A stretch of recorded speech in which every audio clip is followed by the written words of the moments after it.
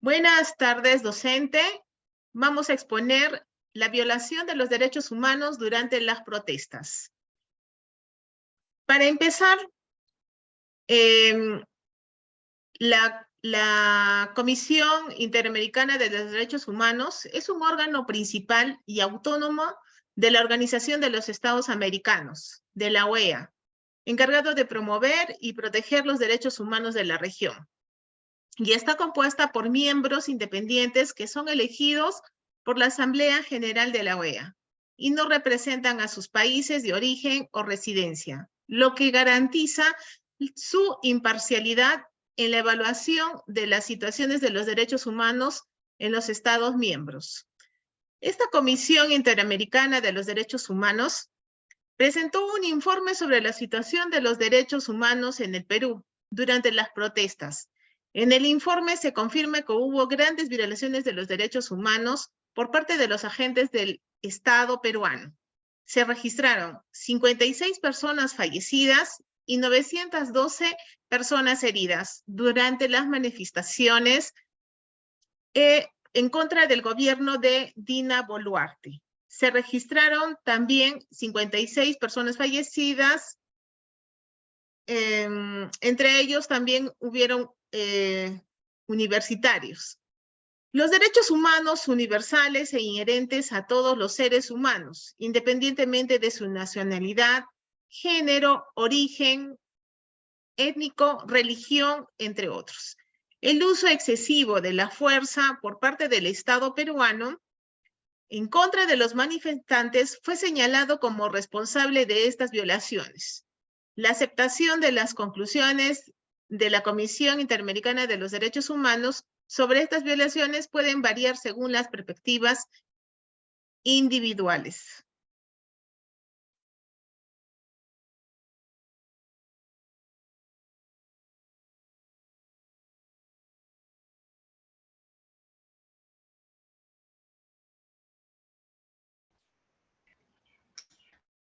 Empezar la Comisión Interamericana de Derechos Humanos para conocer el contexto en que las personas fallecieron y quedaron heridas.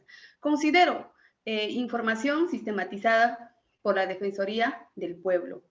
No obstante, en su base existen exigencias de comunidades campesinas y pueblos indígenas que deben ser atendidas por el Estado. Entre ellas se encuentran en el acceso de derechos en condiciones de igualdad y sin. Uno de los hallazgos que existen en el deterioro generalizado del debate público con una fuerte estigmatización por factores étnicos, racionales y regionales, al igual que una fuerte dispuesta entre Lima y otras regiones donde predomina la población indígena y campesinas. En las protestas que tuvieron lugar desde el 7 de diciembre de 2022 se registraron situaciones de violencia no protegidas por el derecho a las protestas. Sin embargo, la CIC observa que las respuestas de las fuerzas establecen no fue información en todo el territorio nacional y que se registraron graves episodios de uso excesivo de la fuerza en casos contrarios.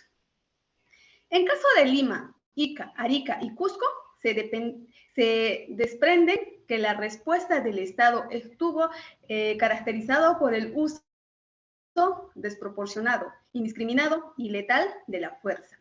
Esto se confirma por los factores como el alto número de personas fallecidas y heridas con las lesiones en las partes superiores causados por el fuego de la arma que portaron, incluyendo como los perdigones, así como por las ocasiones de un número importante de víctimas que ni siquiera estaban participando en las protestas.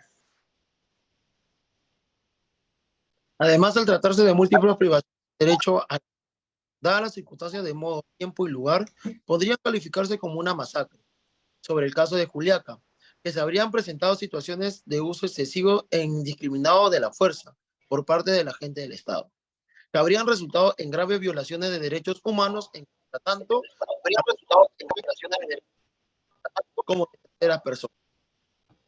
en donde las fuerzas de seguridad fueron atacadas con piedras, palos y fuegos pirotécnicos como avellanas.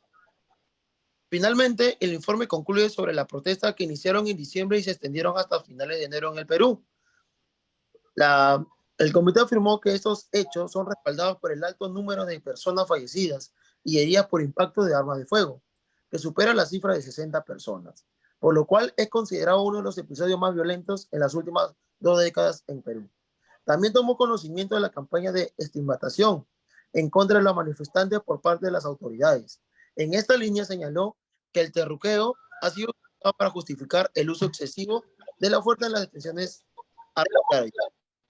En conclusión, en un Estado de Derecho, todos los ciudadanos debemos respetar las leyes que nos rigen, además de exigir el fiel cumplimiento de nuestros derechos, ya que actualmente nuestro país está dividido y vive una crisis política, social y económica, donde el gobierno de turno y el Congreso debe de tender puentes de diálogo que logren superar esta crisis y pensar que no solo Lima es el Perú, sino está la sierra y la selva, donde hay presencia del Estado. Donde no hay presencia del Estado, mucho menos tienen un sentido, respetando la gama de variedades culturales y étnicas. Y en torno a las víctimas de estos sucesos y la violación de sus derechos, el Estado debe resarcir y las fiscalías especializadas investigar profundamente estos hechos y que no haya impunidad para los responsables. Gracias.